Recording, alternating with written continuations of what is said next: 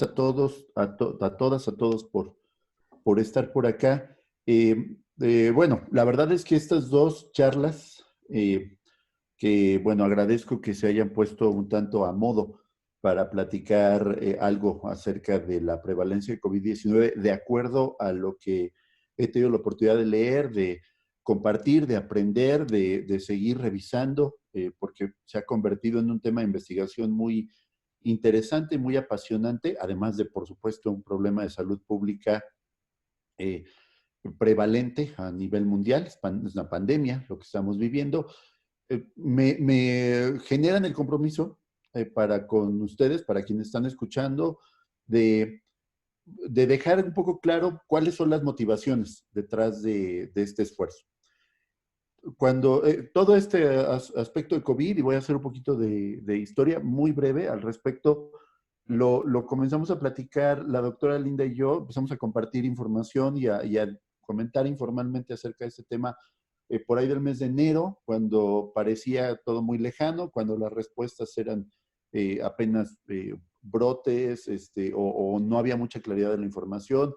Conforme fue creciendo la dinámica de transmisión de la enfermedad y se comenzaron a encontrar más información, pues ahora nos vimos envueltos en lo que vivimos al día de hoy, que es una vorágine de información en la cual hay un chorro de datos que no necesariamente tienen una base científica, unos sí, otros no, y que en donde se confunde muchísimo, y eso es una cosa por la que también esta plática está muy motivada, se confunde muchísimo la información de índole clínica específica para los médicos que tiene una connotación importante para el sector de salud pública con la información más técnica, física, físico-química, llamémosle, que tiene una connotación distinta, que tiene un énfasis más asociado a comprender conceptos. Entonces, cuando viene esta vorágine de información, comenzó a ocurrir lo que pasó en la influenza, en la epidemia de influenza H1N1, comienza a haber un cambio en el lenguaje, comienza a haber un cambio en formas de comunicación, un cambio en las formas de vida, y entonces se hace todo un cúmulo de cosas que no nos ayudan a comprender y a dimensionar adecuadamente el problema en el que estamos viviendo desde mi punto de vista. Y uno de los temas, son dos los que voy a platicar, uno de los temas es la parte que tiene que ver con la vigilancia epidemiológica de enfermedades. Aclaro, yo no soy un epidemiólogo, para quienes me conozcan, para los que no lo soy, yo soy un químico enfocado en la descripción de mecanismos de reacción y sin embargo me parece muy interesante el abordaje epidemiológico, el abordaje que una vez que comencé a revisar estos contenidos, que daba, que da información de índole clínica y de apoyo y que ayuda a fortalecer la respuesta de salud pública del país. Y además, una vez que comienzas a revisar la información asociada, te das cuenta cuál es el contexto real en el que existen las oportunidades de diagnóstico y cuáles son las oportunidades reales y las necesidades reales de evaluación. Pero, por supuesto, yo todo esto se los voy a platicar con la perspectiva de lo que yo he vivido, revisado y pasado durante los últimos casi 5 meses de cotejo de información. Y bajo esa perspectiva, y dado que el tema es muy amplio, no pretendo exponer absolutamente todo, sino aquellos elementos que me parecen fundamentales para generar propuestas de valor en el ámbito del diagnóstico clínico de base química, ¿de acuerdo? No es para aclarar, no es una charla que se enfoque en los métodos de diagnóstico, vaya a platicar un poco de los métodos de diagnóstico, pero quiero hacerlos asociados a cuál es la respuesta que esperan los sistemas clínicos de evaluación de salud pública de una manera concreta para que tengan un impacto real en la prevención de esta y otras enfermedades que son sujetas a los principios de la vigilancia epidemiológica. No toda la vigilancia epidemiológica es centinela, ya platicaremos de eso. Eh, un poco de información para quitar miedos, rumores, temores que pueda haber por ahí. Hay muchas cosas que no conocíamos quizás de la enfermedad, de la enfermedad designada como COVID-19. está designada así para evitar por parte de la Organización Mundial de la Salud cualquier estigma asociado al origen propio de la enfermedad. Es una enfermedad que está provocada por un coronavirus, para ser un poco más específicos, de ARN positivo, que es un coronavirus designado como SARS-CoV-2, es pariente cercano al virus que provocó la enfermedad de SARS en el año 2003, la epidemia de SARS en 2003-2004 en Oriente. Los primeros casos se dieron en la provincia de Wuhan, en China, y la característica, bueno, hay una micrografía del virus, la característica por la que se designan así este virus y otros virus asociados de la misma familia, del coronavirus, es por las proteínas que rodean su cápside, que le dan una forma de corona. Los coronavirus no son esencialmente nuevos en términos de salud pública o de ciencia de salud pública. Los virus de resfriado común, por ejemplo, son provocados por coronavirus. El cuadro general que se asocia a la prevalencia de esta enfermedad es un cuadro de un virus provocado por un virus respiratorio, caracterizado por tos, fiebre, dolor muscular, dolor de garganta. Y en los casos más graves comienza a haber evoluciones de insuficiencia respiratoria, neumonía. Entonces es muy importante hacer la atención y la identificación a través de estos mecanismos de vigilancia de cuáles son no solo los cuadros sintomáticos, sino los grupos de riesgo que pueden estar asociados con un curso más grave de enfermedad. Al 6 de julio se reportaban 11.4 millones de casos en el mundo, con aproximadamente 333,000 personas fallecidas. Esto da un índice de letalidad, que vamos a estar hablando más adelante, cercano al 4.2%. La distribución geográfica ya es pandémica, estamos hablando de 216 países en prácticamente todos los continentes, excepto la Antártida. La transmisión básica del virus se da a través de transmisión por gotas que están expelidas en los estornudos. De manera secundaria se da por contactos, por fomites, se llama, esa es la pronunciación correcta, es una palabra esdrújula. Ya platicaremos luego de estos asuntos, aunque no es un tema que voy a abordar en esta charla, sino en la segunda, que tiene un poquito más que ver con la dinámica física de la transmisión. Se ha elaborado que es posible que haya transmisión vía aérea. Al momento no es un aspecto concluyente de la enfermedad y no era, por lo menos en los virus parecidos, en el virus del SARS o del MERS, no era un mecanismo principal de transmisión. La vía es respiratoria, es claramente respiratoria en el sentido de que las proteínas que envuelven al virus reconocen el receptor ACE2, que es este receptor de la enzima convertidora de angiotensina que se encuentra en el sistema respiratorio. Esto puede ser por reconocimiento directo del virus en este receptor o por fusión membranal también puede ingresar. Y una vez que ingresa, inyecta el ARN y el ARN tiene la función de invadir la célula y comenzar su replicación, ¿no? Entonces una célula literalmente la convierte en un zombie que está constantemente replicando nuevas y nuevas y nuevas partículas virales. De la epidemia de China, que fue uno de los brotes típicamente como un pico epidémico, como un clásico pico epidémico y que pueden distribuirse como una pirámide. En China, 80% de los casos se reportaron como leves, 15% aproximadamente tuvieron un desarrollo de enfermedad severa que requería asistencia respiratoria, 5% se reportaron como graves, es decir, que necesitaban intubación o asistencia mecánica, y bueno, aquí hay que corregir la tasa de letalidad, que les decía es del 4%. Al día de hoy no existe tratamiento específico ni vacunas disponibles para este virus, aunque hay varios protocolos que hay de investigación en este campo. No, otra vez, este no es un momento en el que vamos a platicar mucho de la investigación que hay de tratamientos o vacunas, pero sí de cómo la vigilancia permite establecer estos patrones estos patrones de generación de tratamientos. Bueno, ¿qué pasa con la historia? Y eso es otra vez para hacer un contexto de lo que es la epidemia. En México, el 21 de enero, previo a que comenzaran los preparativos de reconversión hospitalaria, el virus ya había sido integrado al monitoreo Centinela que se hace en enfermedades respiratorias. Y entonces ya a partir del 21 de enero ya se hacía reconocimiento en estas unidades Centinela, ahorita lo vamos a platicar, de la prevalencia de este virus. El primer reporte que existe es que se enviaron alrededor de 9,100 pruebas. Hay que comentar que México fue de los primeros países en desarrollar un protocolo de prueba basado en la técnica de PCR, de transcripción reversa. Sí, aquí me acompaña mi gato, que parece que le gusta estar en las charlas.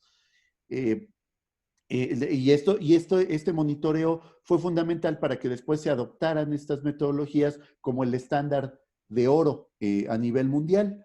El primer caso reportado en México ocurre el 27 de febrero de 2020. Para ese momento ya existe un patrón de respuesta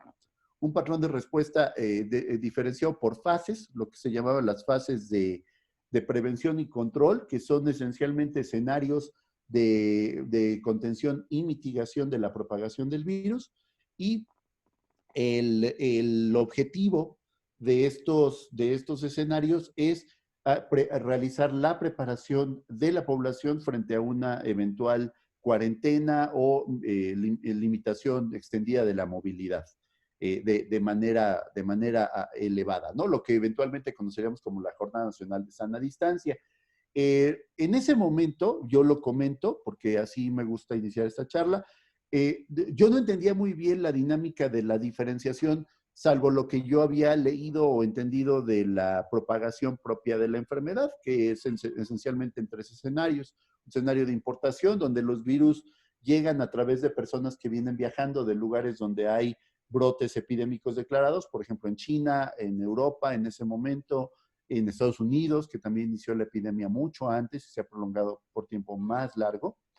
Y el segundo escenario, que es la dispersión comunitaria, cuando ya no es posible encontrar el origen de estos brotes en personas que vienen de otros países. Y el tercer escenario es el brote epidémico, donde la distribución es nacional, completamente distribuida. Bueno, el, el 11 de marzo es la declaración de pandemia. Voy a dejar este cuadro ahí, lo voy a retomar eventualmente en el marco de la vigilancia.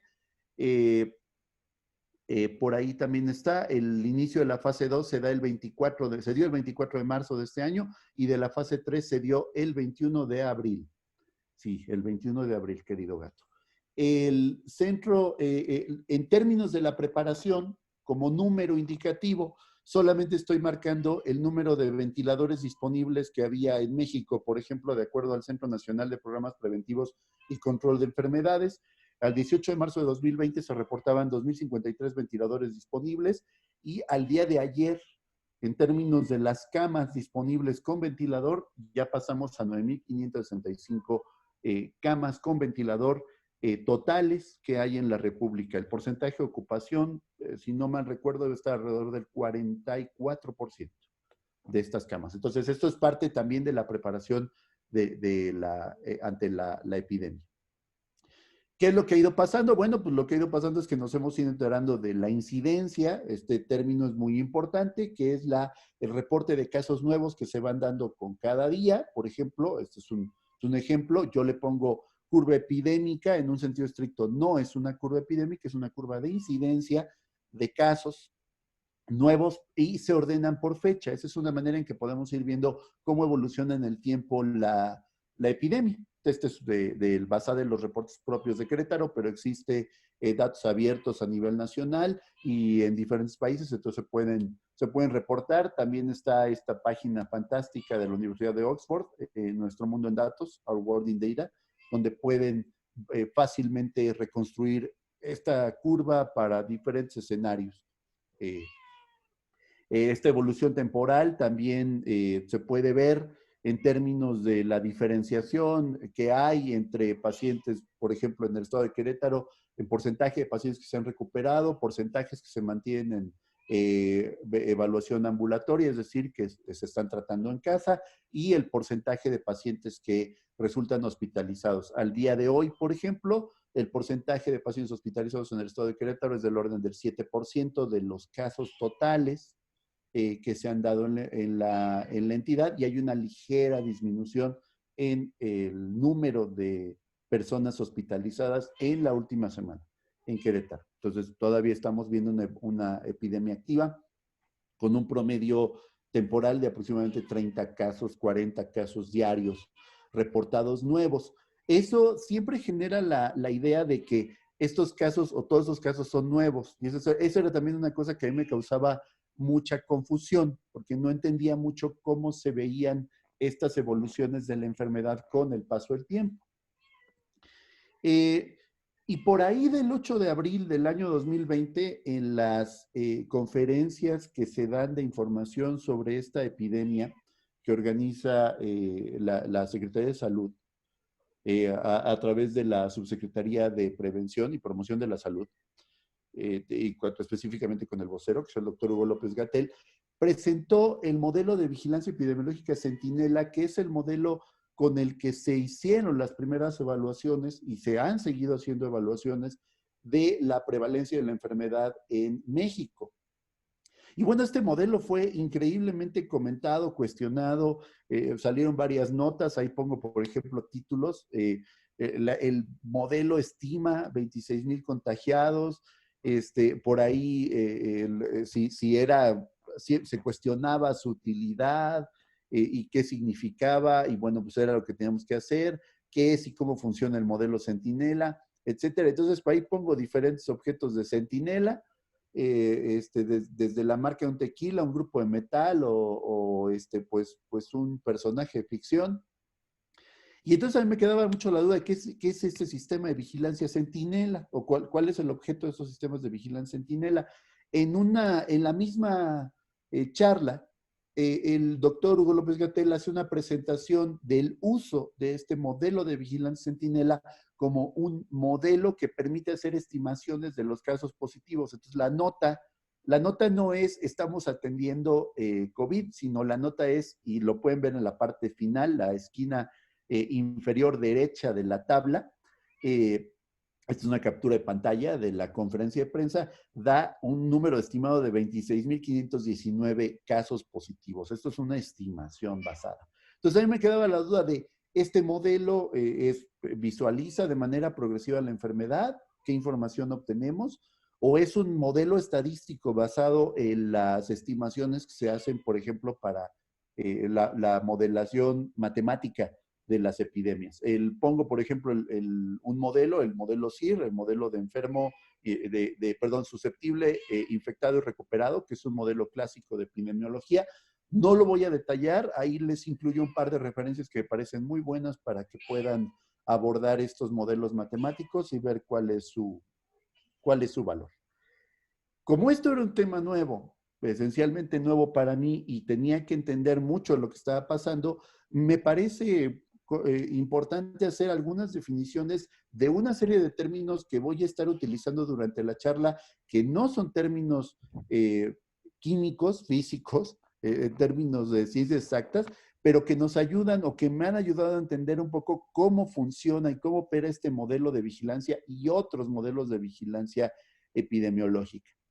Entonces pongo algunas definiciones, en particular hago énfasis en algunas, no las voy a leer todas, por ejemplo en ILI, que voy a estar hablando mucho de eso, que es una enfermedad tipo influenza o enfermedad parecida a influenza en español, EPI.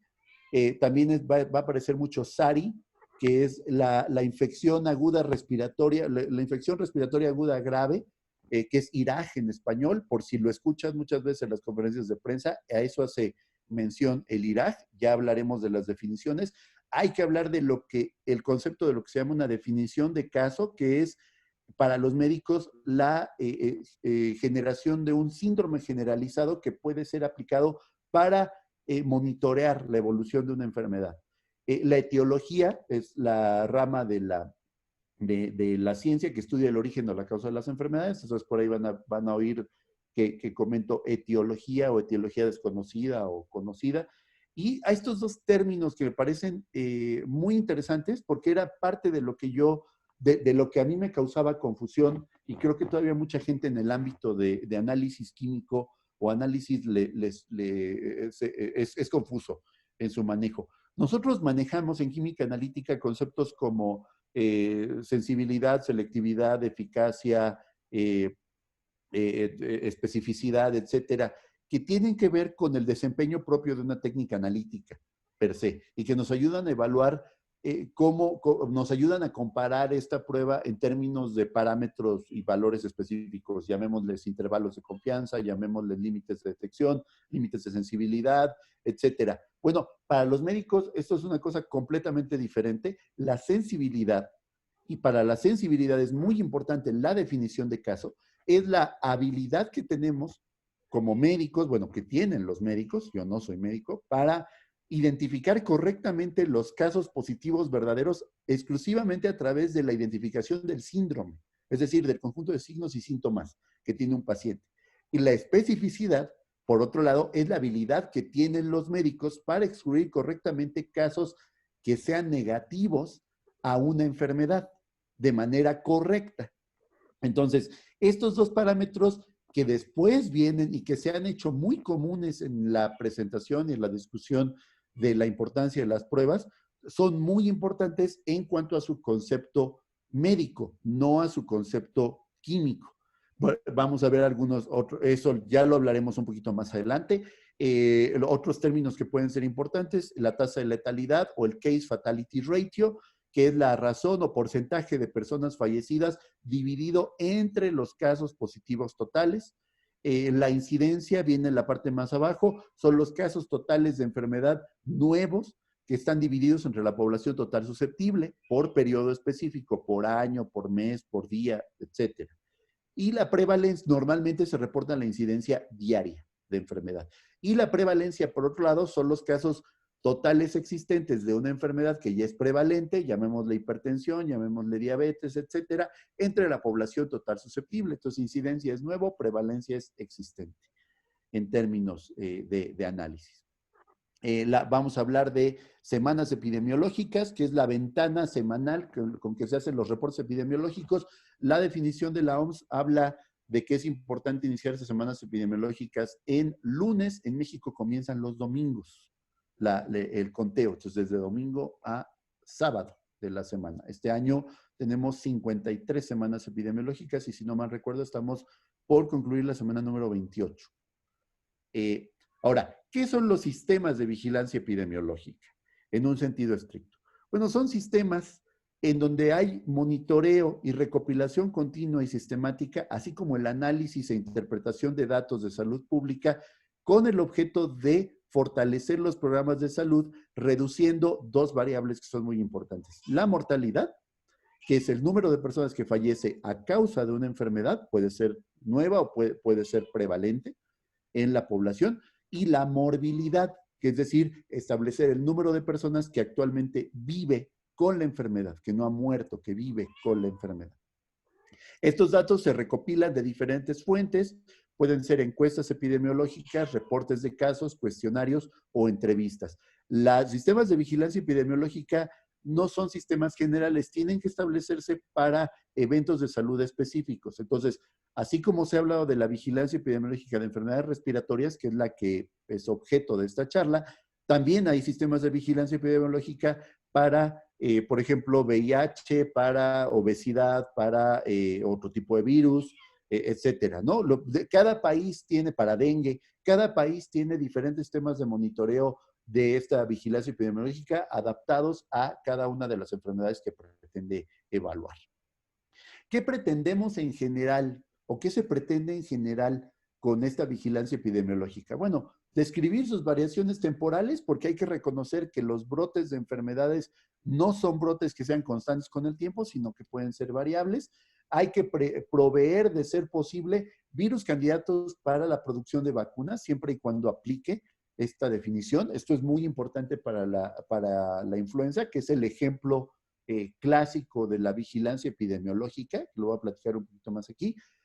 Tratar de hacer la descripción genética de todos los virus circulantes. En el caso de la influenza, por ejemplo, esto es muy importante para identificar claramente cuál es el tipo y el subtipo de influenza A que puede estar circulando en una población, o diferenciarlo de otros tipos como influenza B o de otros virus, como el virus sincitial respiratorio, que es muy común en niños, afecta mucho a niños. Asimismo, hay que monitorear si estos virus o estas infecciones están respondiendo a tratamientos antivirales o a tratamientos específicos de la enfermedad. Al mismo tiempo, se identifican los grupos de riesgo, las cepas presentes y dos parámetros que son muy importantes en salud pública, que cuál es el costo de enfermedad, el costo de enfermedad en todo sentido, tanto en la parte económica como en la parte de salud, de calidad de vida, etcétera, así como en la detección de eventos inusuales o inesperados, cuando lo que tenemos realmente no es una epidemia, sino una endemia. Es decir, ya tenemos una propagación constante de la enfermedad que tiene repuntes o brotes diferentes en diferentes partes del año.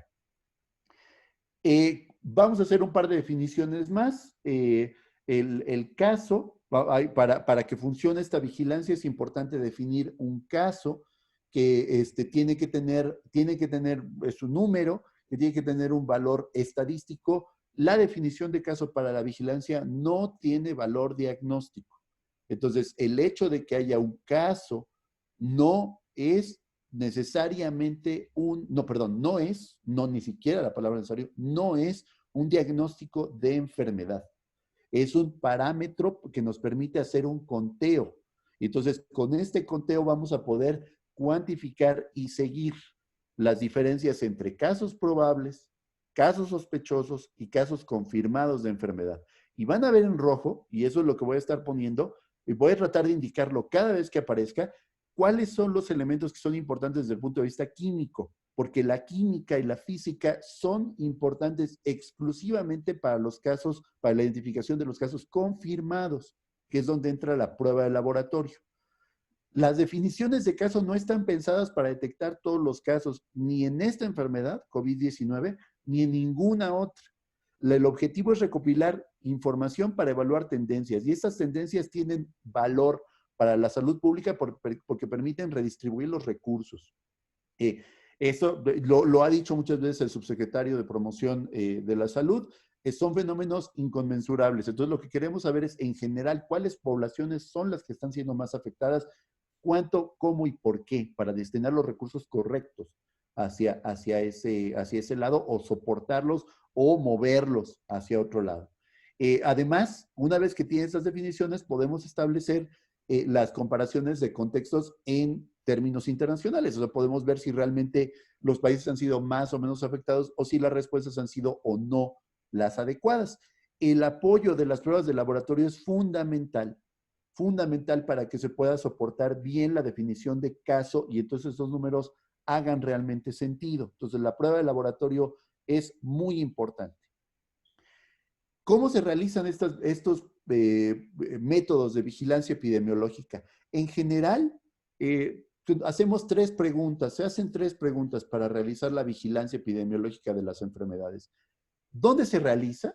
Pues si realizamos esta vigilancia a nivel nacional, a nivel local, o lo hacemos en lo que designamos sitios centinela. Ahorita vamos a platicar al respecto de eso. Por supuesto, cada abordaje tiene ventajas y desventajas. Una vigilancia de tipo nacional puede darnos un número de información muy vasto al respecto de la prevalencia de enfermedades o la presencia de enfermedades, pero es muy costosa. Un análisis poblacional o específico puede ser muy barato, pero puede no representar los brotes en otros lados. Entonces puede consumir demasiados recursos de tiempo. Y un análisis centinela tiene el objeto de verificar la prevalencia seleccionando las poblaciones adecuadas que representen de manera correcta el comportamiento de una población mayor. ¿Qué datos siempre se tienen que registrar independientemente del tipo de vigilancia? La presencia de eventos inusuales, que son importantes en el caso de una epidemia o cuando empieza a haber casos. Eventos inusuales pueden ser brotes de enfermedades desconocidas, pueden ser casos que no tengan una etiología específica o una explicación médica que sea diferente o que no cuadren dentro de la clasificación internacional de enfermedades, que es un cuadro que se utiliza para evaluar enfermedades de diferentes tipos. También se ve la presencia de síndromes generalizados, que es una cosa que va a ser muy importante, tanto para COVID como para el modelo que vamos a trabajar. Y asimismo también se registran los casos confirmados por laboratorio. Es importante decir que hacer una evaluación basada una vigilancia basada en casos confirmados por laboratorio es también muy costoso, porque los recursos que se necesitan para la toma, almacenaje, transporte, procesamiento y descripción de una muestra específica son datos muy costosos. Asimismo, la manera de colección, que son estos métodos pasivos o activos, que es esencialmente la discusión pasivo-activo, es cuánto participa el sistema de salud en la recolección de los datos. Si participa mucho, entonces es activo, o sea, si el gobierno, si los sistemas de salud están participando activamente en la recolección, se considera activo. Es pasivo cuando más bien el gobierno está esperando los datos de las unidades. En una epidemia, hacer la recolección activa también es muy caro y muy difícil porque se requiere personal especializado que no solo haga que se identifique la definición de caso correctamente en los sitios, sino que además se necesita un procesamiento constante de muestras de personas que puedan estar llegando enfermas. Entonces, esto es costoso también. Pongo algunos ejemplos de vigilancia. Por ejemplo, la vigilancia de enfermedades de transmisión sexual es una vigilancia basada en vigilancia nacional. Normalmente reporta eventos inusuales, por ejemplo, cuando hay un brote de alguna enfermedad o de una infección de gonorrea o clamidia en una población específica, trata de enfocar qué es lo que puede estar ocurriendo, ¿no? O a lo mejor está afectando a un grupo de riesgo particular. En general, estos reportes son de índole pasiva porque las enfermedades de transmisión sexual hay un espectro muy amplio para su diagnóstico, que puede ser desde el aspecto puramente sindrómico hasta, por ejemplo, con el VIH, específicamente de prueba de laboratorio. La presencia de un síndrome no es suficiente para caracterizar una vigilancia basada en VIH. Existen otros ejemplos, por ejemplo, la vigilancia basada en casos de laboratorio, que es la vigilancia específica de tipos o subtipos de influenza. Por ejemplo, si yo quiero verificar la prevalencia del virus AH3N2 y cómo está en la población, me concentro específicamente en los casos evaluados por laboratorio que hicieron la detección específica del virus. En general, en epidemias, la combinación que resulta más conveniente para hacer la evaluación y seguimiento es una vigilancia de tipo centinela, de eventos inusuales, basado en la identificación de un síndrome y que combina a la vez elementos de recolección activos y pasivos para el trabajo. ¿Qué es esta vigilancia? Ay, le dejé la S aquí, mi hermano me mataría. Perdón, es la frase en inglés centinela es con S. Es la vigilancia activa sindrómica centinela, con C. Es un modelo de vigilancia epidemiológica justamente para responder a epidemias que hace la recopilación activa de información en sitios centinelas seleccionados. En general, los sitios centinela que resultan más adecuados para hacer esta vigilancia son los hospitales y los centros de salud, porque en los hospitales de segundo nivel o los centros de salud que pueden estar en primer nivel, por ejemplo, porque tienen una alta atención de población comunitaria, son los más convenientes porque ahí llega una definición, un número suficientemente grande de pacientes que no está buscando una atención ambulatoria ni tampoco está buscando una atención de tercer nivel especializada. Entonces, los hospitales de tercer nivel en general no son buenos sitios de vigilancia activa sindrómica centinela y las unidades, por ejemplo, los consultorios de salud que están adyacentes a farmacias tampoco resultan los mejores sitios para vigilancia de este tipo. Está basada, dice, en síndromes generalizados, entonces necesitamos una definición de caso para que se pueda hacer esta vigilancia y es muy importante que esta vigilancia sindrómica tenga valor de diagnóstico, de evaluación, perdón, del comportamiento de enfermedad de una población previo a la realización de análisis de laboratorio. Entonces debe responder más rápido que el análisis de laboratorio. Los médicos se han vuelto verdaderamente expertos en la identificación de síndromes. Por supuesto, en México esta identificación de síndromes no fue fácil. En algunos casos hubo, y todavía hay algunos casos, pero hubo mucho al principio de excesos donde no se entendía la dinámica de la enfermedad y los síndromes se evaluaban de manera incorrecta, ¿no? Se hacía un diagnóstico incorrecto, exagerado de la enfermedad. Poco a poco los médicos han ido entendiendo cada vez más en la designación, además de unidades COVID que están especializadas en la identificación de los síndromes, de los síndromes característicos de la enfermedad. el número de muestras que se recolectan en la vigilancia sindrómica Centinela es limitado. No se hace la recolección completa de especímenes, lo decía, por una cuestión de costos, por una cuestión de tiempo y porque el objeto es un objeto de planeación de políticas de salud pública. Entonces, no quiere decir que no sea necesaria hacer la confirmación si tenemos un caso grave. De hecho, hay una dinámica específica de toma de muestras para esto. Pero para fines de la vigilancia centinela no se recolecta todos. Y es justamente de esto de donde se hacen o se pueden hacer proyecciones de la carga de enfermedad, es decir, de cuál es la cantidad de personas que pueden estar enfermas en una población. Los sitios centinela, entonces, deben ser como una versión miniatura del comportamiento de poblaciones, necesitan definiciones de casos basadas en síndromes que estén bien caracterizados y los laboratorios, de ser posible, no solamente deben hacer la identificación de casos positivos y negativos, sino hacer la genotipificación, hacer la identificación genética de los virus circulantes siempre que sea posible para ver cualquier variación o mutación que pueda haber y que pueda afectar de manera positiva o negativa la infección por parte de la enfermedad. ¿Cuáles son las ventajas y desventajas de esta vigilancia? Bueno, la ventaja es más conveniente en costos, lo he comentado un poco atrás. Genera información de alta calidad porque permite hacer una planeación de la información de alta calidad porque como son pocas las muestras que se analizan y procesan, podemos poner mucho énfasis en que los análisis sean lo más rigurosos posibles para estar seguros de que no tenemos problemas de sensibilidad o de especificidad en el resultado. Da una buena estimación de la morbilidad y mortalidad que puede tener una población en particular y además hace una estimación de los costos de enfermedad en términos de los recursos que deben asociarse para apoyar a la población que está sufriendo por la epidemia. Una de las desventajas es que utiliza definiciones generalizadas de síndromes, es decir, no es diagnóstico, aunque ya había comentado que no es el objeto de la vigilancia ni de las definiciones de caso hacer diagnósticos clínicos. Es muy dependiente de la selección de sitios centinela. Si no se selecciona correctamente el sitio, puede no dar la información correcta de cómo es el comportamiento de las enfermedades. Esto, otra vez en rojo, porque es muy importante para el laboratorio, el personal asociado debe estar capacitado no solo en la prueba específica, sino en la recolección, transporte y resguardo de las muestras, así como de los materiales y los reportes que se deben necesitar para envío y para análisis de salud pública.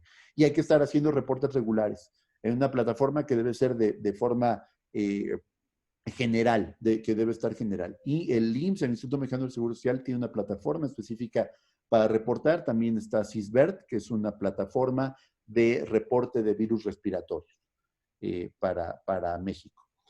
Déjenme poner el ejemplo de influenza.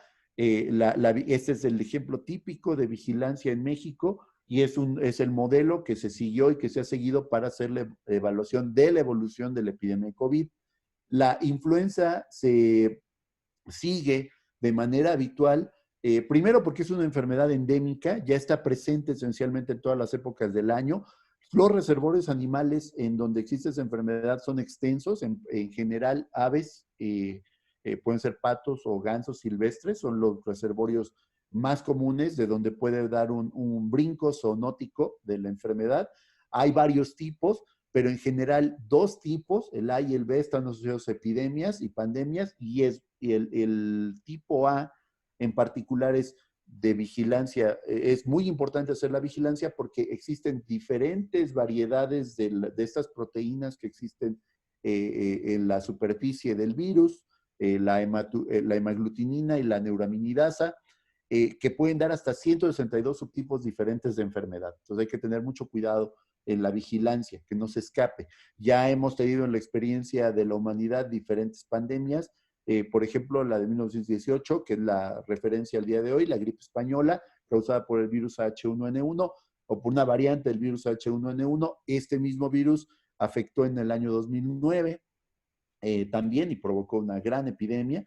La H2N2, la gripe asiática en 1957, y el H3N2, que es la gripe de Hong Kong en 1968. La influenza se transmite de manera directa vía humano-humano a través de gotas o por fómites también, parecido al mecanismo de transmisión de COVID. es de fácil transmisión en lugares cerrados y una de las características importantes de influenza que hace difícil, bueno, que hace difícil su evaluación es justamente su rápido desarrollo. La enfermedad tiene muy poco tiempo previo a una vez que incuba, perdón, que una persona se infecta, el tiempo de incubación previo al inicio de la fase sintomática es de 1 a 3 días y el pico de transmisión ocurre normalmente entre 4 a 5 días de la enfermedad. En términos de la pirámide de los casos, pues hay un montón de casos, no lo voy a poner aquí, pero deben ser como 80% de los casos, quizás un poquito menos, 70%, que en realidad se reportan sin hospitalización, son asintomáticos o desarrollan síntomas muy leves de enfermedad. Un cierto porcentaje, del 1 al 10% de los casos, de acuerdo a la temporada, pueden requerir hospitalización y la UCI, los ingresos a las unidades de cuidados intensivos de los hospitales pueden representar del 10 al 25% de los casos totales hospitalizados que puedan estar presentes en la, población. La muerte se espera del orden del 2 al 9% de los casos hospitalizados, así que es una enfermedad que hay que estar vigilando porque además afecta particularmente a personas que tienen o que están en grupos de riesgo, en particular personas de edad avanzada, mayores de 65 años, o niños menores de 2 años, niñas menores de 2 años, o que tienen comorbilidades que además se han puesto muy de moda, como hipertensión, diabetes, obesidad, etc. Entonces, el objetivo de la vigilancia centinela es cubrir mucha información al respecto de lo que nos afecta o no nos afecta la influenza como comunidad. En principio, describir la estacionalidad, saber dónde inicia, dónde termina la temporada, cuáles son los virus circulantes y además proveer candidatos con antelación para la producción de vacunas. En México, por ejemplo, la distribución de vacunas comienza en el mes de noviembre y se envían candidatos de los virus que probablemente afecten a la población aproximadamente en los meses de septiembre, agosto, septiembre. Entonces estamos muy cerca de comenzar a ver casos donde haya necesidad de enviar virus para la preparación de la vacuna. Que por cierto, bueno, nada más lo comento, la vacuna de influenza estacional contiene 2 cepas de virus de tipo A y una cepa de virus influenza tipo B. No es un solo virus, pues. Es una vacuna bastante segura y no promueve muchos efectos secundarios o grandes efectos secundarios, así que se invita, por favor, a que hagan uso de ella y más ahora que estaremos seguramente con la prevalencia de COVID. El objetivo también de la vigilancia centinela es monitorear cómo están funcionando los tratamientos antivirales, si es que los hay. Bueno, en el caso de la influenza sí hay tratamiento antiviral. Ver qué pasa con los grupos de riesgo, si hay complicaciones anómalas de la enfermedad que pueden dar origen por lo que llaman una deriva antigénica, es decir, algunos de los genes asociados a la expresión de las proteínas cambiaron, establecer los costos, decíamos, de la enfermedad y detectar cualquier variación o acto inusual en la distribución. La influenza puede tener una tasa de ataque que va del 20 al 40% de la población, es decir, 20 a 40% de las poblaciones pueden estar expuestas a brotes de influenza estacional y es importante en estos brotes estratificar por grupos de edad y sexo para hacer la identificación. ¿Cuál es el problema de la identificación de influenza? Bueno, pues que los síntomas no son nada específicos o no son muy específicos, varían mucho por grupo de edad y eso da origen a que haya muchos posibles falsos positivos en el diagnóstico. Ahí pongo algunos de los síntomas más comunes que se darán cuenta de que ya son síntomas comunes además para el curso de enfermedad, para diferentes cursos de enfermedad respiratoria, incluido COVID. Entonces, hacer la diferenciación no siempre es muy fácil. Y menos cuando se está haciendo la primera atención. Algunas de las complicaciones más graves involucran la neumonía, la encefalitis, septicemia, por supuesto la muerte, ahí se enuncian los grupos de riesgo, y ahí hay algunas de las infecciones que tienen presentaciones clínicas muy similares. Entonces, es difícil hacer esto y la prueba entonces, rojo otra vez para las personas que hacen diagnóstico, la prueba de laboratorio es la manera en que se puede establecer la etiología y hacer la diferenciación de la etiología, el origen específico de la enfermedad, para hacer la distinción. de que existe un caso de influenza. ¿Cómo se hace este tamizaje en las unidades de salud? Bueno, se hace a través de dos definiciones de caso, los casos ILI y los casos SARI. Estas definiciones de casos se utilizan para identificar la sensibilidad, otra vez, sensibilidad en términos clínicos, la capacidad que tenemos para identificar un caso verdaderamente positivo y la especificidad, la habilidad que tenemos para descartar un caso verdaderamente negativo.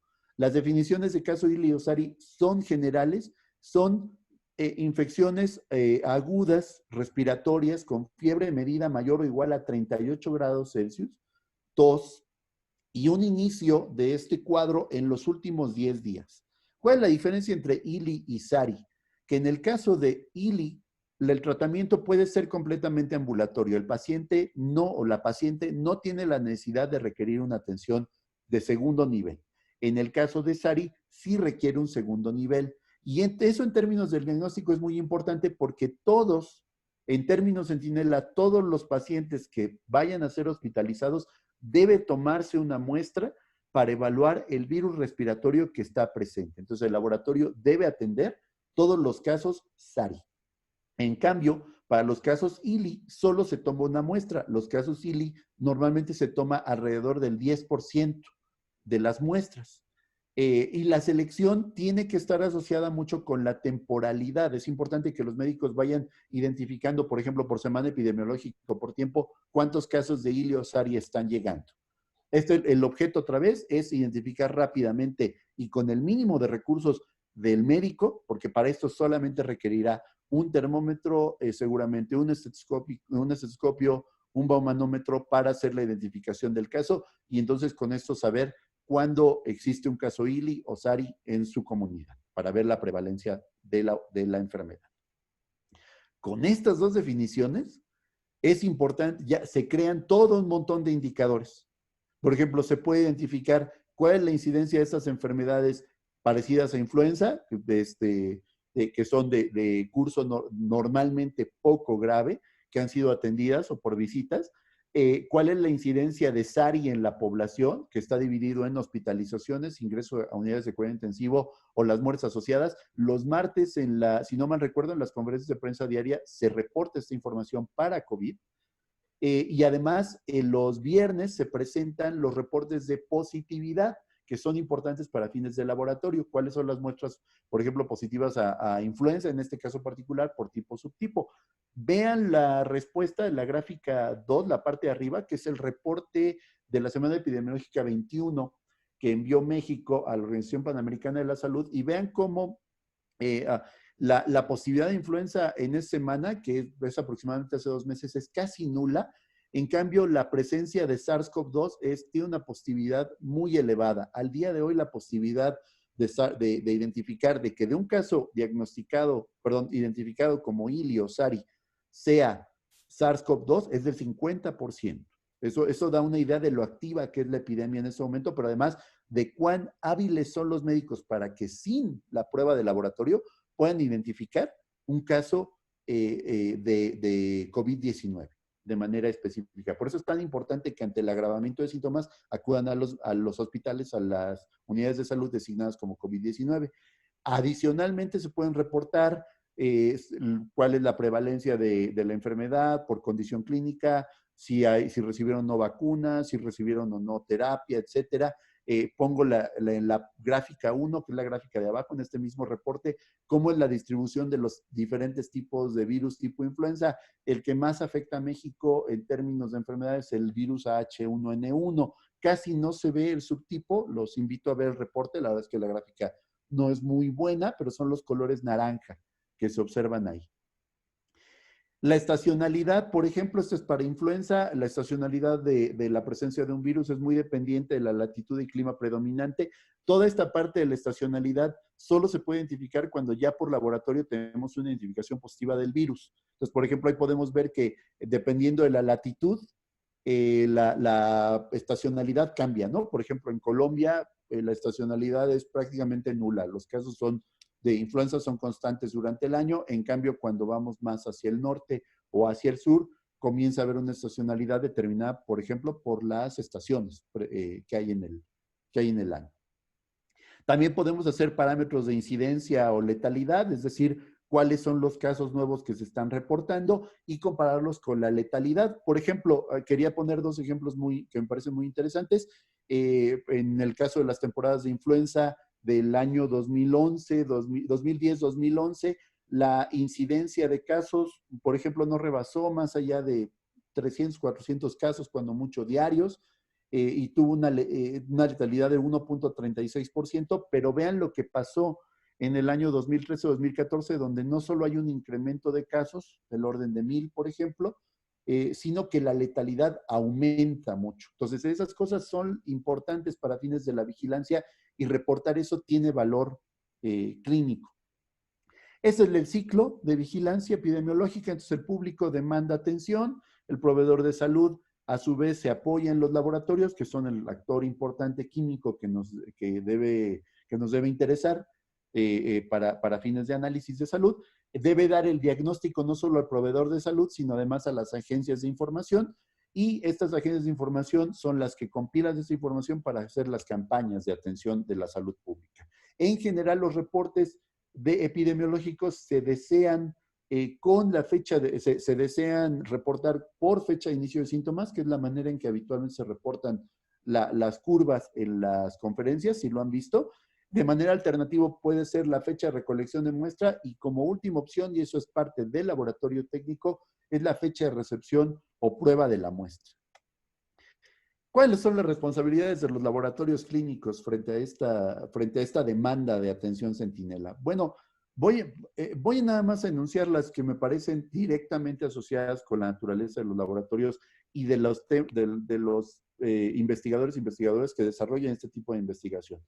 Es importante que no solamente nos concentremos en la prueba per se, sino en todos los aspectos o detalles importantes en la recolección de muestra, en la preparación y en el transporte que puedan afectar los resultados del laboratorio. Ve a bailar, gato. Es importante también entrenar al personal de salud en las técnicas apropiadas para hacer esta recolección y transportación de especímenes. Checar que se sigan los estándares de bioseguridad, procesar estos especímenes de manera oportuna, supervisar el control de calidad de la prueba, estandarizarlas y proveer los suministros. Lamentablemente, cuando desarrollamos las pruebas de análisis, nosotros nos concentramos mucho en la respuesta positiva o negativa de la prueba y se nos pasa por alto toda esta dimensión de problemas que son importantes para que una prueba tenga realmente valor. En suma, es bastante útil este sistema de vigilancia centinela, da una buena información al respecto de ver la redistribución de recursos de enfermedad y permiten alimentar el sistema de salud pública para que dé respuestas. ¿Qué pasó con COVID-19? Bueno, en COVID-19 vean, por ejemplo, la definición de caso.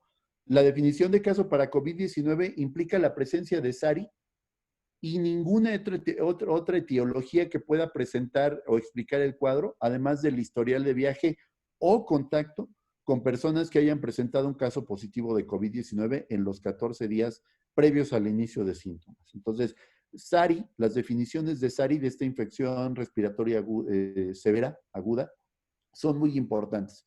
Entonces, una vez que pude analizar eso y que lo vi, el objetivo de la vigilancia centinela estaba muy apoyado o hacía mucho sentido en términos del análisis de laboratorios clínicos. Por ejemplo, en el primer escenario en donde se necesitaba reconstruir la capacidad hospitalaria del país, la identificación de contactos y el análisis por contactos era la parte más específica, más importante para hacer una contención focalizada. En la parte 2, que es la dispersión comunitaria, los sistemas de laboratorio ahora tienen por objeto, ya no son ya los más importantes, sino la vigilancia sindrómica para ver cuántas poblaciones están expuestas. Y los laboratorios vuelven a tener relevancia en la tercera fase, que es donde podemos retomar la contención si se hacen estudios de contactos, que es un poco lo que está haciendo el Instituto de Salud, perdón, la Secretaría de Salud de la Ciudad de México, del Gobierno de la Ciudad de México, con este plan interesante. Las pruebas diagnósticas solo tienen un valor real cuando existen síntomas. Y esa es una cosa que ha confundido mucho a la gente. Tomo, por ejemplo, esta referencia en donde es posible ver, por ejemplo, las dos pruebas principales que se hacen para hacer el diagnóstico son pruebas de de detección del PCR, por ejemplo, de los ácidos nucleicos, del virus, de la presencia del virus, de las partículas virales presentes, y la otra es de los anticuerpos, es decir, la manera en que responde, los anticuerpos humorales además, los anticuerpos que se generan químicamente como respuesta a la infección por la enfermedad. Entonces, vean cómo estas pruebas tienen muy poco uso o muy poca probabilidad de ser útiles si no existen síntomas. Entonces, y se ha insistido mucho, hay casos, lo leía y me parecen muy escandalosos en Monterrey, en Nuevo León, donde hay personas que se han hecho hasta 20 veces la prueba, bajo la sospecha, bueno, tienen el dinero, ¿no? Y pueden pagarla, pero bajo la sospecha de que han tenido COVID y no tienen ninguna necesidad específica de hacerla. Y sin embargo, se gastan esos recursos, se gastan esas pruebas en lugar de verificar quién realmente tiene estos síntomas, ¿no? Y luego existe también este asunto de hagan pruebas, pruebas, pruebas, cuando en realidad tiene poco valor para, no solo para fines de vigilancia, sino para fines de diagnóstico y de seguimiento, en el sentido de que la enfermedad no tiene un curso específico de tratamiento ni tampoco. Vean cómo las pruebas de anticuerpos, por ejemplo, las pruebas de anticuerpos son poco, espero que se escuche porque me marcó un error de estabilidad de red. Las pruebas de anticuerpos son poco útiles una vez que ha pasado el tiempo y de hecho hay todavía muchas controversias respecto a su utilidad real porque no conocemos cuál es la prevalencia real de los anticuerpos que se generen frente a SARS-CoV-2. Vamos a hacer algunas comparaciones de técnicas. Por ejemplo, la técnica por excelencia, la transcripción reversa de la reacción en cadena de la polimerasa, tiene una alta sensibilidad, es decir, identifica muy bien los casos positivos. Lamentablemente no te puede decir en el caso negativo si la persona se curó o nunca lo tuvo el virus. Y además tenemos ciertos problemas con la toma de la muestra si no se hace de manera adecuada, ¿no?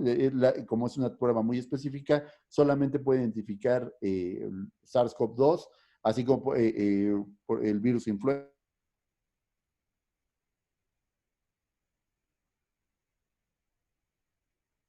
Limitaciones de la prueba, además de que es lenta, ¿no? Porque por los ciclos de temperatura que se necesitan para hacer la expresión y el copiado del ADN que se genera en la prueba. Como respuesta está esta amplificación isotérmica por mediación de ciclo, no sé si lo estoy pronunciando haciendo la traducción correcta, que es una variante de PCR, pero a una temperatura constante, a 60-65 grados, da una buena sensibilidad, da resultados más rápido, pero también tiene los mismos problemas que PCR. No es la mejor prueba de diagnóstico si no hay un indicio clínico que lo amerite. Tiene que haber un síndrome asociado, tiene que haber una causa. Luego están estos inmunoensayos de flujo lateral, estas tiras reactivas que detectan los anticuerpos producidos, por ejemplo, los de inicio de infección, lo que son inmunoglobulinas, las IgM o las IgG, dependiendo del tiempo de exposición a la infección. Son en general ensayos que se pueden realizar muy rápido, son fáciles de realizar, pero existe mucha inconsistencia en la prevalencia de los anticuerpos en personas que han sido expuestas y eso hace que su especificidad no sea nada buena, ¿no? Y su sensibilidad también es bastante mala, ¿no? En términos de que todavía no comprendemos bien la dinámica de proliferación de estos anticuerpos. Entonces, todavía hay mucha investigación. El 8 de abril, la OMS emitió un comunicado de que todavía no se consideren las pruebas de este tipo como pruebas de referencia para diagnóstico. Hay investigación. Y está el ELISA, que es una variación de estas pruebas de anticuerpos, que puede detectarlos, puede hacerlo también en el mismo tiempo, o en menos tiempo, perdón, que PCR, pero todavía no hay una técnica ELISA viable para detectar anticuerpos de SARS-CoV-2. Además, muy recientemente, también hay un énfasis en la investigación asociada no a la respuesta humoral de enfermedad, sino a la respuesta celular, para la cual se requiere tiempo. El cuerpo tiene que hacer producción de células T de memoria que permita, que específicamente funcionen como una especie de vacuna y reconozcan que el cuerpo está expuesto a la enfermedad y se ha recuperado. y esta respuesta celular parece ser que es una respuesta secundaria más fuerte que la respuesta antigénica humoral y también puede dar valores de diagnóstico. Por supuesto, hacer pruebas de diagnóstico basado en inmunidad celular es un relajo. Entonces, estas pruebas son particularmente complicadas. No se ve que en el corto plazo, por lo menos por ahora, vaya a cambiar mucho la técnica de referencia de PCR. El PCR se va a utilizar o se sigue utilizando, por ejemplo, ahora en esta fase epidémica, estamos en fase 3, ahora ya en nueva normalidad definida por los sistemas gubernamentales, en donde ahora otra vez es importante hacer la contención de contactos para fines de rastreo y diagnóstico para que pueda hacerse la disminución. Esto es muy importante en la Ciudad de México porque ya se ha detectado desde hace un par de semanas que finalmente ha ocurrido una disminución de la incidencia de casos diarios de enfermedad. Entonces ahora hay que tratar de hacer la contención para que los casos que se identifiquen se les pueda apoyar. Por ejemplo, en este programa de detección, protección y resguardo de casos de COVID-19, el punto 4 hace énfasis en que el reto de la Ciudad de México es hacer 2.600 pruebas de PCR diarias a casos positivos y sobre todo a sus contactos para hacer aislamiento de estos contactos. Contacto definido como persona que ha experimentado una condición entre los 2 días anteriores y 14 días posteriores al comienzo de síntomas, que haya tenido contacto con un caso probable o confirmado de menos de 1 metro y durante más de 15 minutos. Ya hablaremos de estas definiciones, ya hablaré de estas definiciones en términos de lo que es la dinámica de la prevención laboral, que es el objeto de la siguiente charla. Pero es muy importante, quería dejarlo aquí porque luego no queda muy claro con las personas qué es un contacto. Esta es una definición operativa de la OMS, ¿de acuerdo? No me la inventé. En los contactos asintomáticos, la recomendación es aislamiento, no prueba, por lo que comentamos, sin una respuesta humoral suficiente, sin una respuesta sintomática, la prueba tiene muy poco valor diagnóstico. Entonces, durante 14 días se monitorea a la persona y si no hay evolución de enfermedad, entonces se considera que puede continuar y que no es necesario continuar, perdón, en aislamiento de la persona. Bueno, eso es la charla.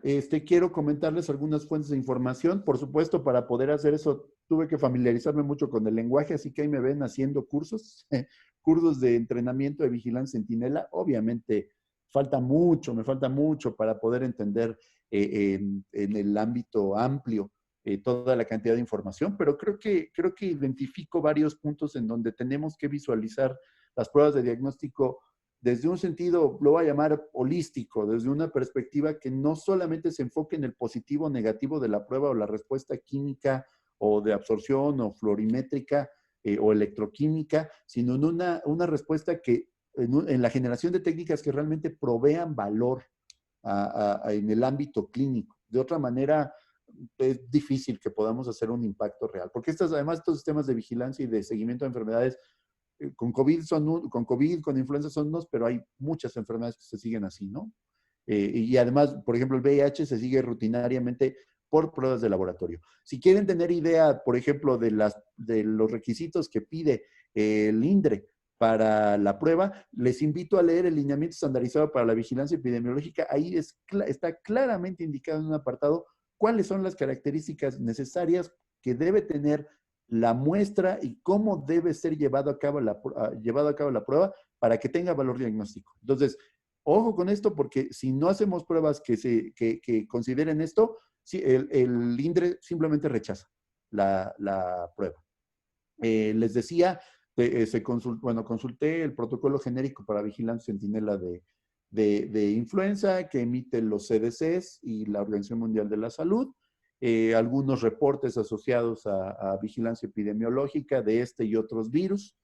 Y bueno, no quiero dejar pasar el hecho de que por favor, que estamos en una epidemia activa, en la medida posible hay que tratar de quedarnos en casa o tener los cuidados respectivos. Por favor, no se automediquen. No existe al momento al día de hoy tratamiento específico. Hay muchos productos médicos que están falsificados y que no generan ninguna mejora. Por favor, no recurran a los productos milagro, no pongan en riesgo su salud, mantengan el distanciamiento social, mantengan las medidas de prevención, el lavado de manos el tratamiento con alcohol gel es sumamente efectivo para la prevención de la enfermedad, la higiene respiratoria, mantener una sana alimentación y en el caso de que haya síntomas, no se automediquen, acudan al médico y a las unidades de salud específicas. Hay varios protocolos, no tendría ningún inconveniente en compartir esta información, que además son infografías que ha preparado la Organización Panamericana de la Salud para que puedan comentar, para que puedan tener más información sobre esto. Y pues agradecerles el chance de compartir esta información, agradecerles el chance de compartir estos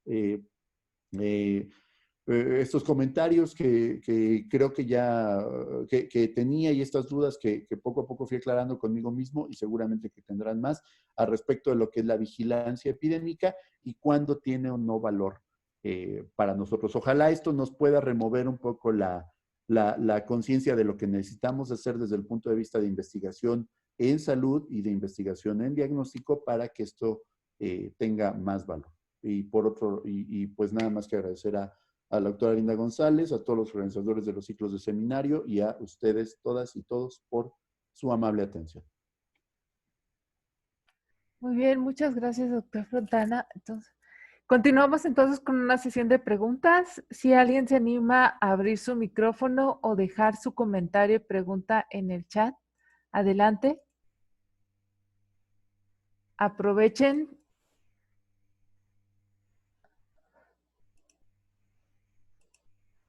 Todo fue muy claro, ¿no? O ya se Sí. durmieron.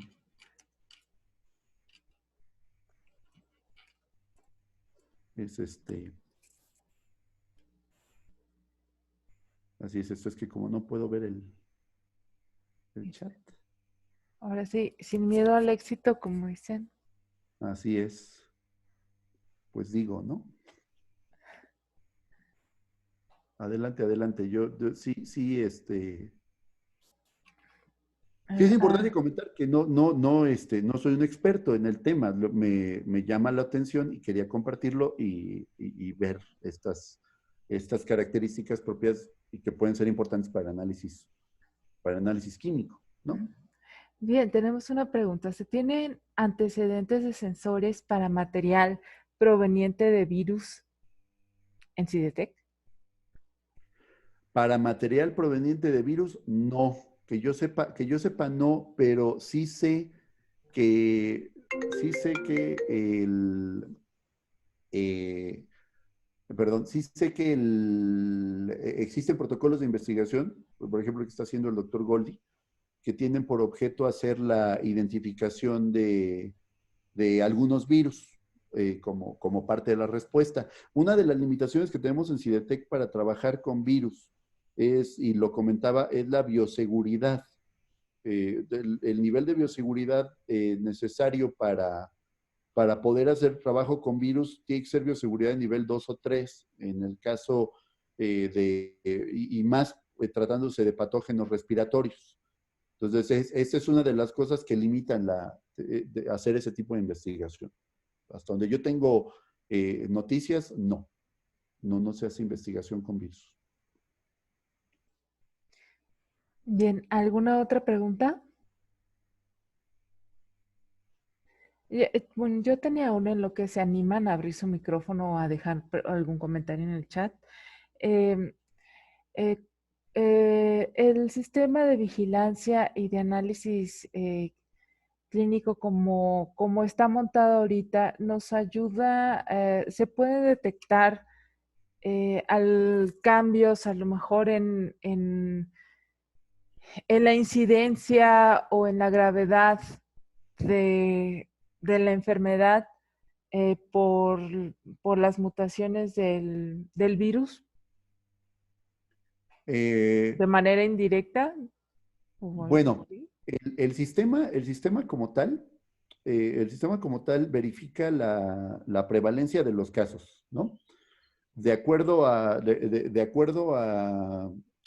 protocolo, se identifica la persona, se envían las muestras. Sí hay un protocolo para hacer la identificación genética del virus.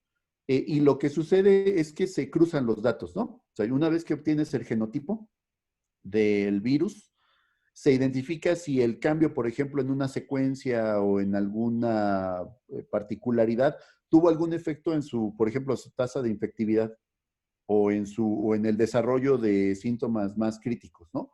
Al día de hoy, la respuesta es no. O sea, sí se hace un análisis de características genéticas, pero al día de hoy no se ha visto que, no se ha visto que haya un cambio en que esos cambios genéticos tengan un efecto en la parte de salud. O sea, los virus que sí están haciendo derivación genética todo el tiempo, o sea, las mutaciones son súper comunes, es más, se muta más rápido de lo que uno piensa, no han derivado en este momento en una mayor tasa de infección o una prevalencia. Y bueno, en términos anecdóticos, las cepas iniciales aisladas de virus identificaban claramente que el virus que, por ejemplo, se porta en México principalmente, es una derivación del virus que circulaba en Europa, ¿no? Entonces, no es un virus como el que estaba en Estados Unidos, ¿no? Que tiene un genotipo ligeramente diferente, sino más bien es de importación europea, principalmente. Entonces, nuestros casos se deben parecer mucho, también por eso la planeación y la estrategia, a las tasas de ataque e infectividad europeas. De España e Italia. De España e Italia, principalmente, sí. Ujú. Ok, ¿alguna otra pregunta Sin miedo, que Alexia, puedan aprovechar sí, con todo adelante. esto que vivimos y pasa? ¿Pueden abrir su micrófono?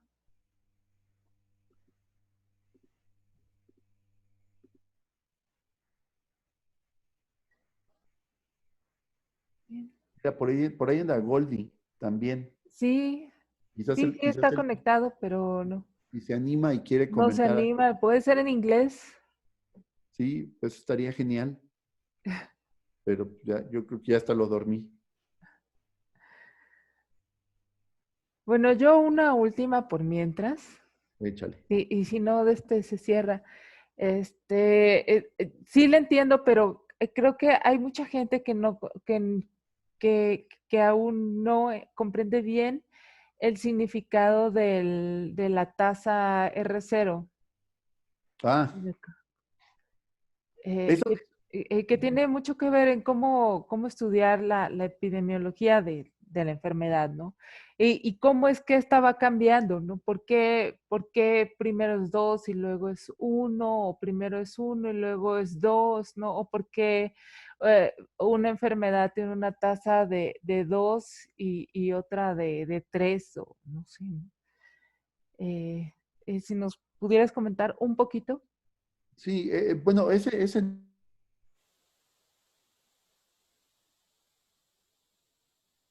Ya se trabó. es como muy importante, ¿no? Y además es un resultado de modelos. Es el R0, R0, dicen, ¿no? El, es un número que se calcula a partir del modelado matemático de las epidemias. Bueno, este es un modelo específico. Hay varios modelos para hacer el modelado de epidemias o de distribución de enfermedades. Y las cuentas básicas de esos modelados son sistemas de ecuaciones diferenciales, pues no es muy difícil resolverlo si estás entrenado y si no, pues hay simulación matemática. Pero bueno, el, el R0 es lo que se llama el índice básico de reproducción o el número básico de reproducción. Tiene muchas designaciones. Eh, este R0 indica en términos generales cuál es el número de personas de una población que son susceptibles a ser infectadas por un agente patógeno a partir de una persona infectada. Entonces, es un número que se calcula, por ejemplo, del modelo, lo puse por ahí, del modelo SIR, ¿no? Del modelo de enfermos, infectados, perdón, sanos, infectados, recuperados. Sanos, no, perdón, susceptibles, infectados, recuperados. Entonces, el modelo eh, eh, permite estimar más o menos cuántas personas se van a infectar. Por ejemplo, el sarampión es una enfermedad que tiene un R0 bastante grande, como de 4, 6. Entonces, una persona enferma puede contagiar hasta 6 personas. No quiere decir, y eso es una cosa que luego le saca de onda a la gente, no quiere decir que si yo estoy enfermo y tengo 6 personas, todas se van a contagiar. No. Quiere decir que en el modelado, por la expansión de la enfermedad, el resultado fue que en ese momento de la enfermedad, en esa temporalidad, el índice de reproducción daba que una persona enferma podía contagiar hasta 6. En el caso de influenza, por ejemplo, el número es relativamente bajo, es del orden de 1, 1.5, ¿vale? O sea, no es, obviamente no es un número entero, o sea, no esperen siempre números enteros. Y COVID, por ejemplo, COVID tiene un número de reproducción básico, inicial, en algunos casos era 2 y en algunos casos se reportaba hasta 4, que un número de reproducción tan grande implica que matemáticamente la enfermedad se puede propagar con una enorme velocidad en un lugar cerrado con mucha gente cerca. Por eso una de las principales, y por eso se calcula mucho, porque lo que se quiere es tratar de evitar que las poblaciones perdón, que haya aglomeraciones de gente frente a una posible infección muy grande. Ahora, el número no es constante. El número, conforme va avanzando la epidemia, se vuelve a calcular y calcular y calcular y calcular. Hay una página de datos de proyectos que está haciendo CONACYT de coronavirus, muy interesante, que tiene visualizadores de proyecciones y cálculo, estimaciones de este número de reproducción por semana epidemiológica o por fechas específicas, utilizando un modelo, el modelo de Gompertz, a los que le interese más la parte matemática. Por ejemplo, en Querétaro, por ahí, si no mal recuerdo, porque lo estaba revisando ayer, ya no lo quise incluir, porque me parece que nos desviamos un poquito. A lo mejor platico de eso en la del jueves. El número de reproducción iniciaba como en 2, 3, más o menos, y al día de hoy está en 1. Normalmente, de manera nominal, se considera que una epidemia está en su fase descendente, o sea, ya va a empezar a disminuir el número de casos, cuando el número de reproducción es menor a 1. El número de reproducción en el tiempo es menor a 1. Entonces, en Querétaro andamos por ahí, en la Ciudad de México también, y ya se puede ver una disminución en el número de casos diarios, en la incidencia de casos diarios. Y en cambio, en Monterrey, el número de reproducción está como en 1.8. Entonces, eso es bastante alto. Las personas siguen contagiándose a una tasa acelerada. Entonces, esos números son importantes porque es decirle a la gente, oye, aguas, tienes una reproducción de la enfermedad acelerada, limita los contagios, ¿no? O sea, establece medidas de mitigación o contención, si puedes, ¿no? Para la enfermedad. Pero es eso, eso es el R0, es uno de los parámetros. Lo chistoso es que tú puedes calcular el R0 o hacer estimaciones de R0 con datos obtenidos del modelo Centinela. O sea, en sentido estricto, tú tendrías que calcular el R0 con datos completos de infección, que es lo que el subsecretario ha dicho muchas veces que es difícil o imposible, porque es inconmensurable. Entonces, el hacer los cálculos con el modelo Centinela te permite hacer una muy buena estimación de cómo están haciendo esas variaciones R0 sin necesidad de estar haciendo la evaluación total. Creo que esa es una parte de las confusiones, ¿no? Del modelo Centinela extrae datos y verifica la evolución y los números que salen de esos modelos son los que dan origen a las intervenciones de salud pública. Entonces, no sé si deliberadamente o genuinamente por desconocimiento, hay una gran confusión entre los dos. Entonces, las dos veces que ha hecho el énfasis en presentar este modelo, pues no han sido suficientemente claras, ¿no? Para la gente. Incluso, bueno, lo reconozco, yo, aunque entendía las bases del modelo, yo sí pensaba que el modelo Centinela era un modelo epidemiológico, era un modelo CIR, por ejemplo. No, el modelo Centinela es solo un modelo, solo es un sistema de monitoreo. Y el CIR es un modelo de casos. Bueno, perdón, ya, como nadie preguntó, pues ya me seguí. Ya te extendí. No, está bien, muy bien. Ok, última oportunidad para preguntar. Yo no entiendo, Para no ya sé si de verdad les queda claro o a lo mejor lo ven muy lejano. a lo mejor. Para mí esto es como otro mundo, porque fue meterme a otro mundo. Pero es un Eh, mundo en el que ya estamos inmersos.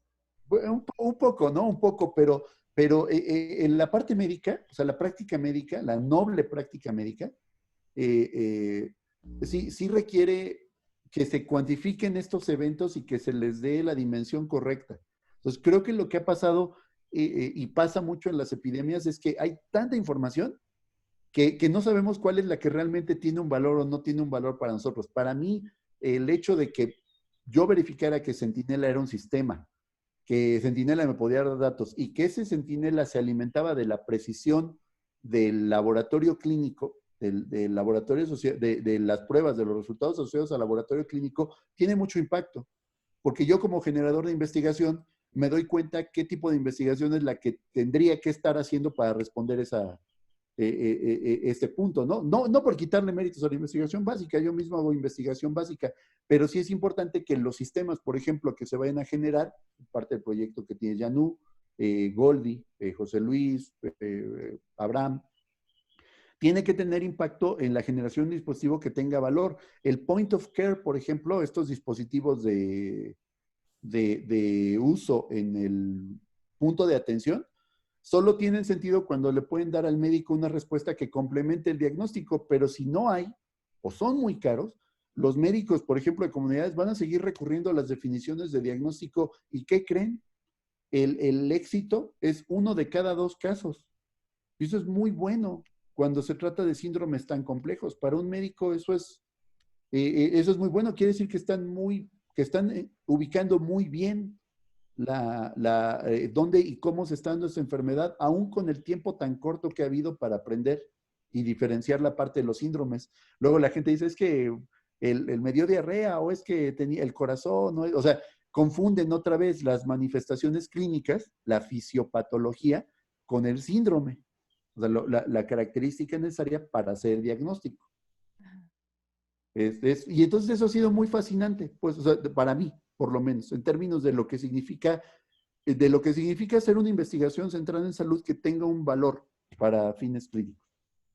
Por eso lo quería compartir. Básicamente esta charla, con los poquitos, muchos que estén, es compartir estas motivaciones, ¿no? Y visualizar mi labor, pero desde otra perspectiva, con De otros todos fines. modos, ¿mande? No, con otros fines, perdón. Sí, sí, sí, muchas gracias. De todos modos, la plática está siendo grabada y se va a compartir. Ya para despedir, quería pedirte un último mensaje como químico, como electroquímico y hacia también a las generaciones que se están preparando y a los colegas, algún mensaje en cuanto a los retos y a los roles ante pues las necesidades que se generan respecto pues análisis, vigilancia, etcétera. Bueno, tenemos muchos. Les decía, los sistemas de vigilancia ahorita están de moda por COVID. En realidad, los sistemas de vigilancia se volvieron una necesidad en México a partir de la epidemia de influenza H1N1. Entonces se convirtió en obligatorio tener ese sistema de monitoreo por las cargas de enfermedad. Ya les mostré por ahí una gráfica donde se ve, por ejemplo, incrementos muy grandes en la tasa de letalidad en algunas partes de los ciclos epidémicos, ¿no? Anuales con respecto a otros. Incluso en el mismo año 2009, la epidemia mató a más gente y enfermó a más gente en el segundo ciclo que en el primero, en el mismo año. Entonces, yo creo que el reto para nosotros es primero ser conscientes de nuestra realidad, la realidad en la que estamos, la realidad en la que vivimos como país, tanto en términos de las enfermedades que son prevalentes, que pueden presentarse como comorbilidades. Entonces, hacer el diagnóstico clínico de estas enfermedades no solo no es trivial, sino que además se necesita ampliar el enfoque. Y el otro es estar mejor adaptados, ¿no? Yo creo que esta epidemia nos está enseñando que necesitamos adaptar todavía más rápido los recursos de investigación de lo que tenemos para empezar a dar respuestas en términos de diagnóstico que tengan un valor clínico.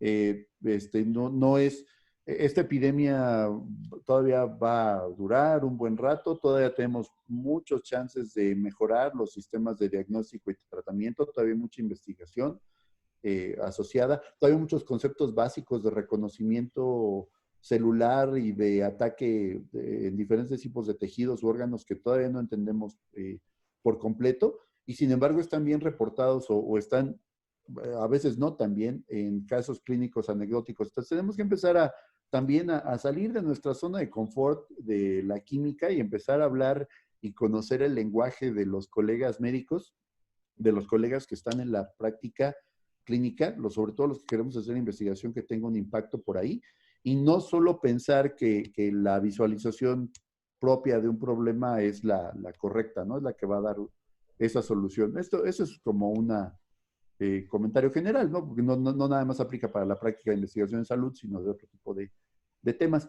Pero sí les invito a que hagan esta investigación bien básica, aplicada, pero bien orientada y bien identificando bien cuáles son los problemas reales dentro de los contextos que tenemos, ¿no? Por ahí hay investigaciones muy interesantes de la prevalencia del virus en aguas residuales, por ejemplo, de partículas virales en aguas residuales, pero eso no tiene realmente valor clínico. O sea, se han sugerido que tiene valor de vigilancia epidemiológica cuando la gente pues, no se puede hacer muchas pruebas, ¿no? Pero en realidad no tiene en realidad mucho valor. Una vez que el virus tiene una prevalencia amplia en la población, lo que tiene valor es realmente identificar bien cuáles son las rutas de contagio, cuáles son las personas más susceptibles y cómo hacemos para abordar la contención y mitigación de la enfermedad o el tratamiento, si encontramos un método pronto, de la misma. Eso es lo que tenemos que enfocarnos nuestras respuestas, per se. Muy Eso bien. sería. Y entonces, muchas gracias. Y muchas gracias a los asistentes y pues con esto terminamos la sesión de hoy. Continuaremos el jueves con el siguiente tema. Y les recuerdo las sesiones están siendo grabadas y subidas al canal de YouTube porque igual me han estado preguntando y ahí las vamos a compartir por el momento. Pues agradecemos al doctor Fontana su participación y gracias a todos por estar aquí. Entonces, bye. Listo. Gracias y saludos. Terminamos la sesión. Pues ya